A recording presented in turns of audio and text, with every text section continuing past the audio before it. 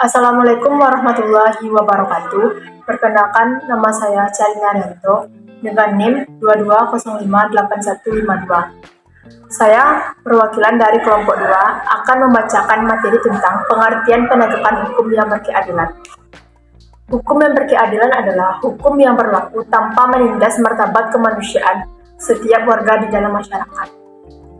Pentingnya penegakan hukum yang berkeadilan adalah dengan adanya keadilan dalam penegakan hukum, diharapkan hukum dapat tertib dan tidak merendahkan martabat warga negara Indonesia. Pengertian hukum yang berkeadilan itu dilakukan upaya untuk tegaknya atau berfungsi sebagai norma-norma hukum secara nyata sebagai pedoman perilaku dalam kehidupan bermasyarakat tersebut. Dalam arti luas, penegakan hukum melibatkan sesuatu subjek hukum dalam setiap penegakan hukum dan menjalankan aturan normatif atau melakukan sesuatu atau tidak melakukan sesuatu yang mendasarkan diri pada norma-norma hukum yang berlaku di dalam masyarakat. Terima kasih. Baiklah, saya Afirulana Putri dengan NIM 22035010. Di sini saya akan membacakan materi mengenai konsep dan urgensi pendidikan Pancasila, yaitu penegakan hukum yang berkeadilan.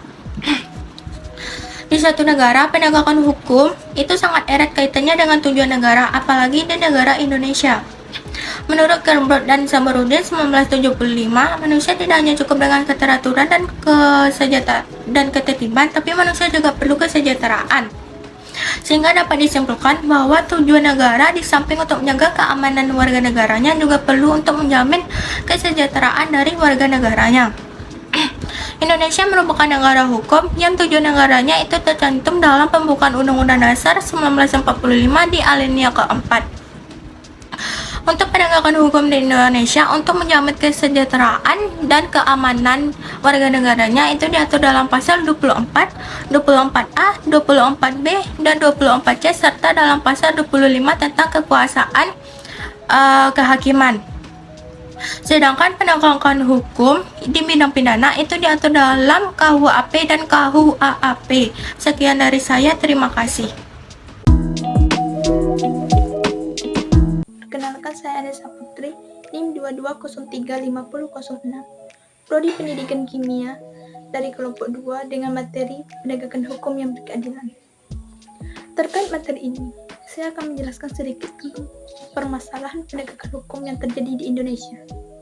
Yang pertama yaitu perilaku warga negara, khususnya oknum aparatur negara yang tidak baik dan tidak terpuji.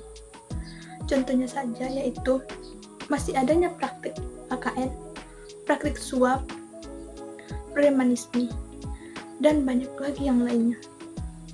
Yang kedua yaitu masih ada konflik dan kekerasan sosial seperti SARA, tawuran antar masyarakat, pelanggaran HAM, dan etnosentrik. Yang ketiga yaitu maraknya kasus-kasus ketidakadilan sosial dan hukum yang belum diselesaikan, bahkan belum ditangani secara tuntas oleh pemerintahan. Yang keempat, penegakan hukumnya lemah karena hukum bagaikan pisau yang tajam ke bawah tetapi tumpul di atas. Yang terakhir yaitu pelanggaran oleh wajib pajak atas penegakan hukum dalam bidang perpajakan. Itulah sedikit materi dari saya terkait penegakan hukum yang berkeadilan. Saya ucapkan terima kasih.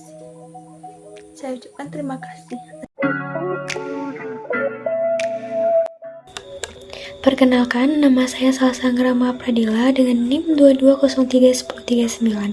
Pada kesempatan kali ini, saya akan menjelaskan materi berupa sumber historis, sosiologis, politis, penegakan hukum yang berkeadilan di Indonesia.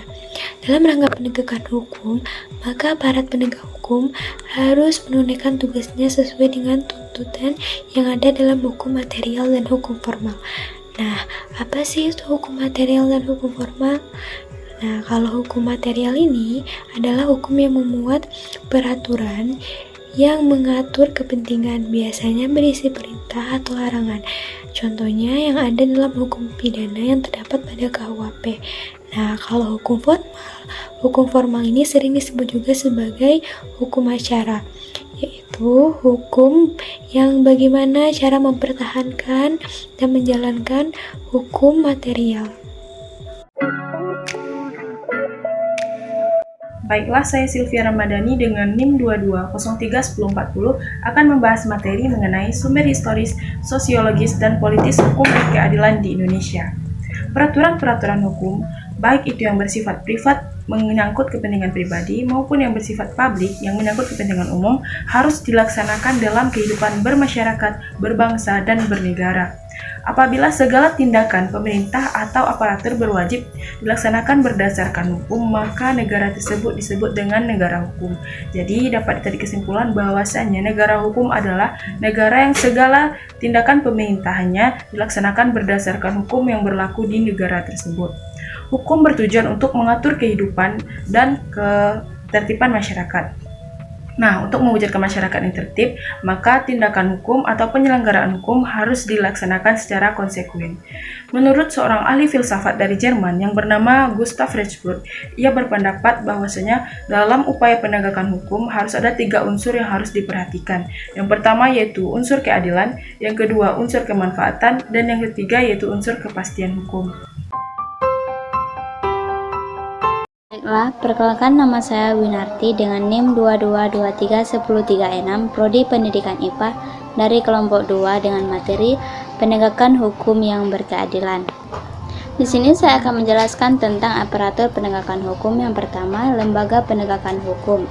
Yang mana yang termasuk lembaga penegakan hukum? Yang pertama, kepolisian yang bertugas sebagai keamanan dan ketertiban dalam negeri. Yang kedua, kejaksaan yang bertugas sebagai pejabat fungsional yang diberi wewenang oleh undang-undang. Yang ketiga, kehakiman, yaitu suatu lembaga yang diberi kekuasaan untuk mengadili. Aparatur penegakan hukum yang kedua yaitu lembaga peradilan, yang mana peradilan agama bertugas atau berwewenang memeriksa perkara-perkara keagamaan. Yang kedua, peradilan militer yang memeriksa dan memutuskan perkara pidana terhadap kejahatan atau pelanggaran. Yang ketiga, peradilan umum, yaitu melaksanakan kekuasaan kehakiman bagi rakyat, pencari keadilan pada umumnya. Peradilan umum digunakan beberapa tingkat atau badan peradilan, yaitu pengadilan negeri, pengadilan tinggi, pengadilan tingkat kasasi, dan penasehat hukum, yang mana ditujukan kepada pihak atau orang yang memberikan bantuan hukum.